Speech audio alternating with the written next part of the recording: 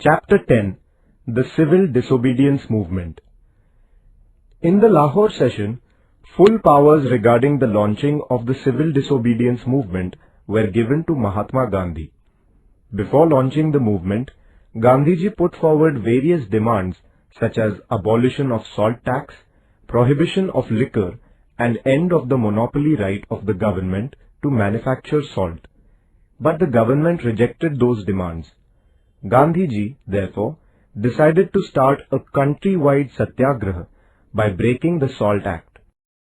Salt was a daily necessity and it was freely available in nature. It was, therefore, unjust to impose a tax on it. The Salt Satyagraha was symbolic. In a broader sense, the Salt Satyagraha signified the breaking of all the oppressive and unjust laws of the British government in a peaceful way. The civil disobedience movement included picketing liquor shops and shops selling foreign cloth, as also conducting a no-tax campaign. Thus the movement was broad in its nature. The Dandi March. Gandhiji decided to launch the Salt Satyagraha at Dandi in Gujarat. On the 12th of March 1930, Gandhiji set out from Sabarmati Ashram with 78 of his followers for launching the Salt Satyagraha.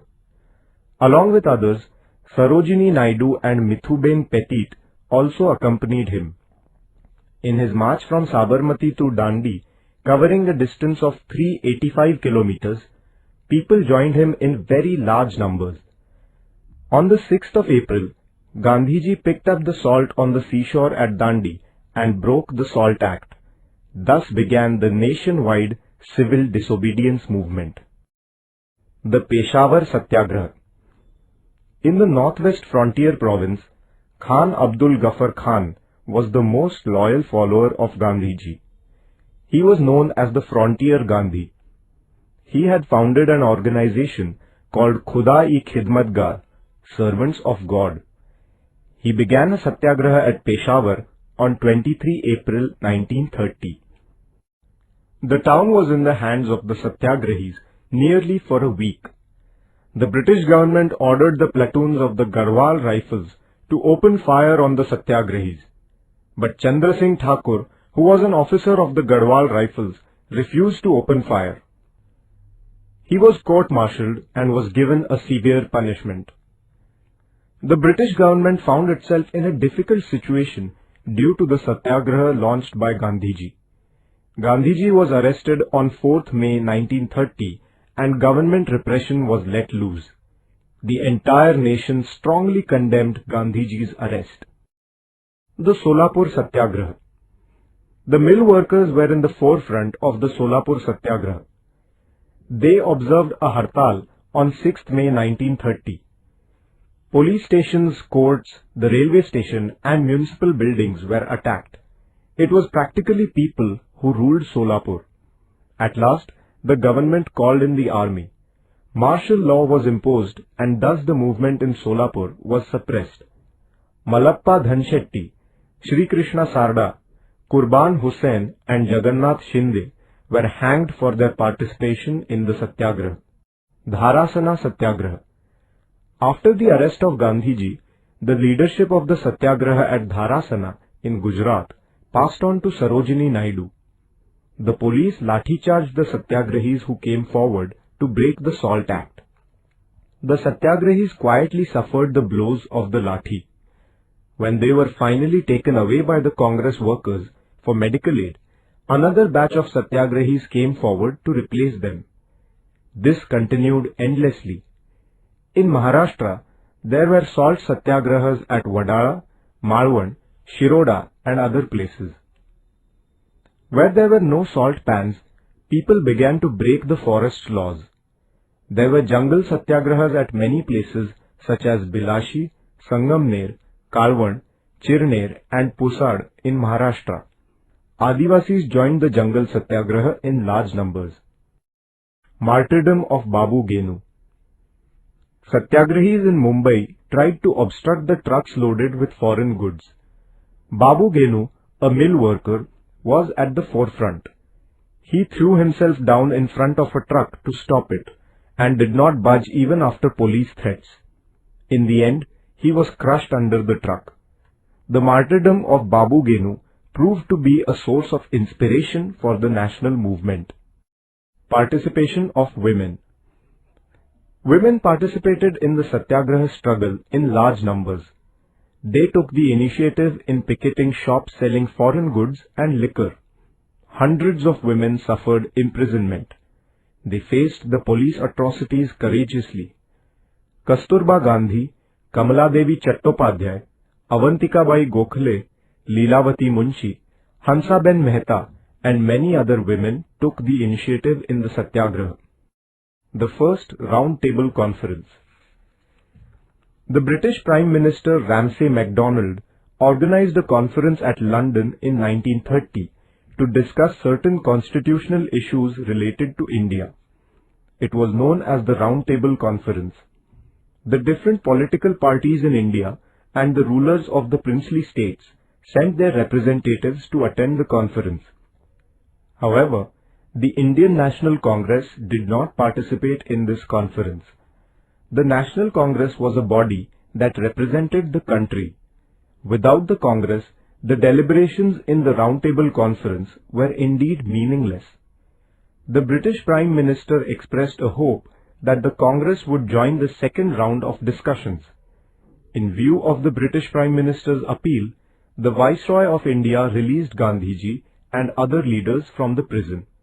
Thus, a conducive atmosphere was created for the Congress to discuss the issues freely. Gandhi-Irwin Pact. A pact was concluded between Mahatma Gandhi and the Viceroy Irwin. It is known as the Gandhi-Irwin Pact. According to this pact, the British government gave a guarantee that the system of responsible government would be adopted in the proposed constitution for India. The Congress withdrew the civil disobedience movement and showed its readiness to participate in the second Round Table Conference. The second Round Table Conference. The second Round Table Conference was held in 1931.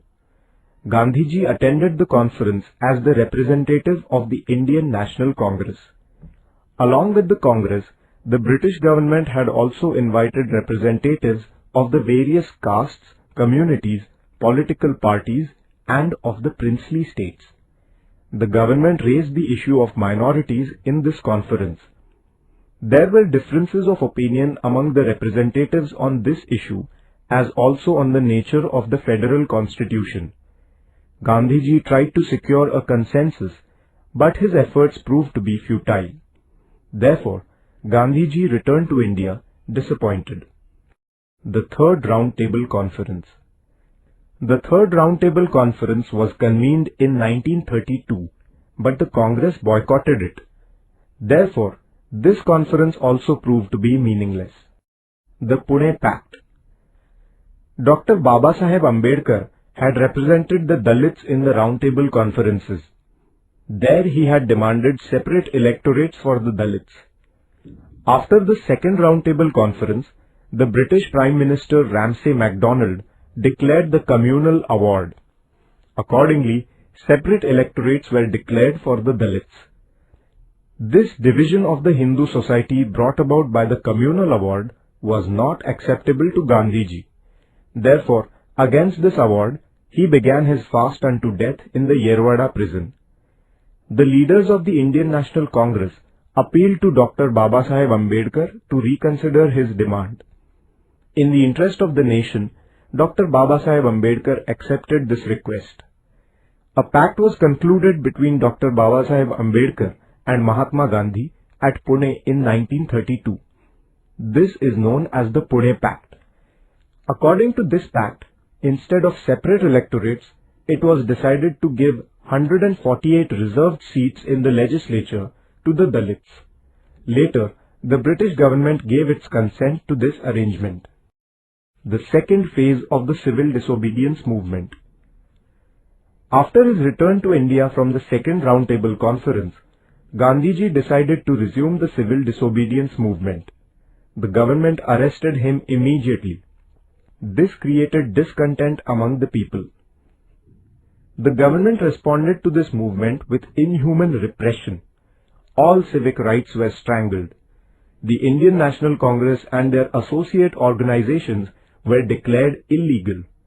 Their offices and funds were confiscated. The nationalist press and literature were kept under strict surveillance. In April 1934, Gandhiji withdrew the movement and the historic phase of the civil disobedience movement came to an end.